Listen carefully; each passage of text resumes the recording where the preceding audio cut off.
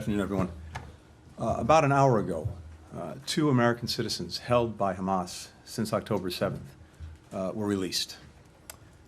These two Americans are now safely in the hands of Israeli authorities in Israel.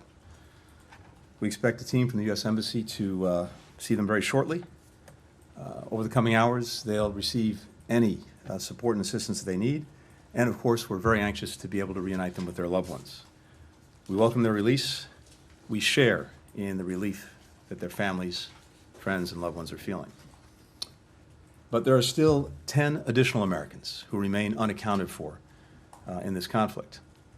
We know that some of them are being held hostage by Hamas, along with an estimated 200 other hostages held in Gaza.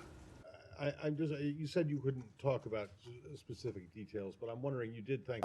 It's impossible to adequately put into words the agony they're feeling of not knowing the fate of their loved ones.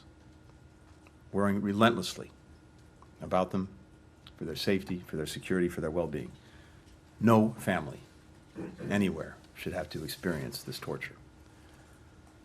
What I shared with the families, as the President did as well, is that the entire United States government will work every minute of every day to secure their release, to bring their loved ones home. A little bit on what their role was, and if you continue to... We believe strongly that Israel has not only the right, but the obligation to defend itself against it's very hard to put into words, the nature, the barbarity of the attacks.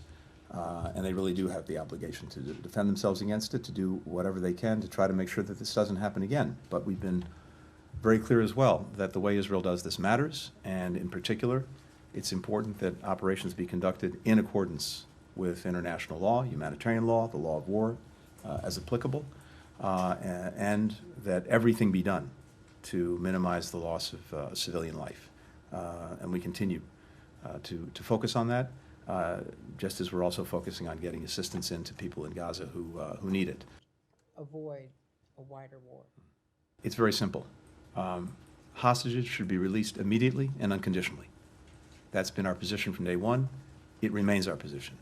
And to your point, I would not take anything that Hamas says at face value.